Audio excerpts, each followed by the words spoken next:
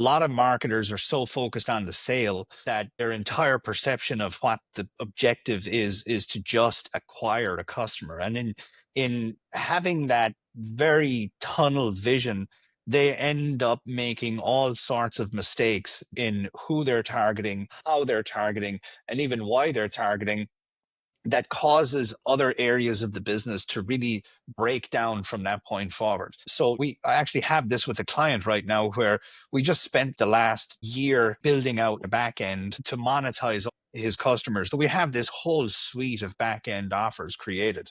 And because we have this expansive understanding of the journey that these people are going to go on, now when it comes time to create an offer on the front end to generate new customers, we're not interested in a particular offer that is general. We could create something that might acquire a lot more customers, but would lower conversion rates for all of our back end offers. So for us, we actually could probably go out and create something that might generate 500 sales a day, but would generate less profit on the back end for us than if we were to create a front end offer that maybe only gets 100 sales on the front end. But actually, because those 100 customers per day are so tightly aligned with the end goal, the ultimate thing that we're trying to sell on the back end, that is going to generate significantly more sales for us. So it's really about taking more of an expansive understanding of what is the business you're building here.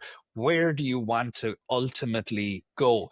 I had two guys that were selling some sort of kitchen gadget, and they got the offer to work, but they didn't know what to do with the customers thereafter. And this was an example of guys that were very focused on acquiring a customer versus people that are really building something that is sustainable and something that is going to be around 10 years from now, or something that's going to be sellable. So number one, you need to have a complete picture of what is your business, because a business is not an offer that generates customers. That's not a business. That's a temporary cash flow generator. So what are you trying to accomplish? A lot of the times people will create like book offers, in an attempt to get like a $10,000 client a month from that point forward. But then they go off and they create this book, and this book is designed to get a lot of sales, but like it's not completely aligned with what they're trying to sell on the back end. So in terms of creating like magnets, or in terms of creating an offer that acquires like the best customer for your business, you ultimately have to get very clear on what are you ultimately selling. And then you need to determine what is the best way to capture a prospect that is the most highly qualified potential buyer for what it is that I have to sell on the back end. And I had an exact perfect example of this with somebody in the weight loss niche a few years ago. They went off and they invested $100,000 to build an email list in the keto diet. They were ultimately selling a keto weight loss supplement, a pill, but they went off and created a lead magnet, and the lead magnet was 10 most delicious keto breakfasts. So they went out and they promoted a free PDF called the 10, most delicious keto breakfasts. They invested $100,000. They built an enormous email list, and guess what happened? No one was buying anything. So I got the call, what's going on? How do I fix this? How come everybody is making tons of money in the keto niche and I'm not making any money at all? And the reality is that the lead magnet that they went out and created was designed to capture the most quantity of people in the marketplace.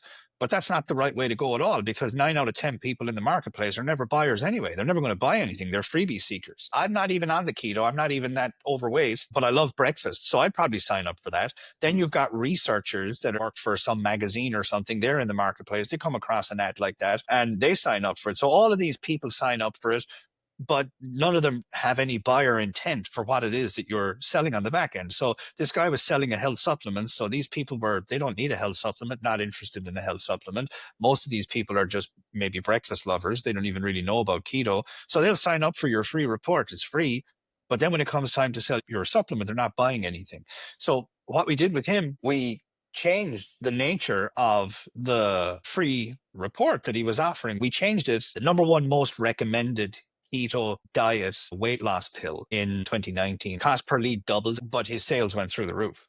Mm-hmm. Because if someone gave you their email address for a report called the number one most recommended keto weight loss diet pill, that person has the intent to purchase. And as long as what you have is the number one most recommended awesome keto diet pill, guess what? A lot of those people are going to buy. So making sure that your advertising on the front end is aligned with exactly what it is that you're going to be selling on the back end. The ultimate end goal, that's number one, is critical. The other thing is, depending on the niche, having buyer intent is so important. There's very few people understand how to create a lead magnet and or a front end offer with buyer intent for what's coming thereafter. If you go and you create a book and it's ultimate compilation of ways to grow your business, and then the upsell thereafter is a new way to grow the business, it doesn't make any sense. The way you've positioned the book murders the sales on the back end.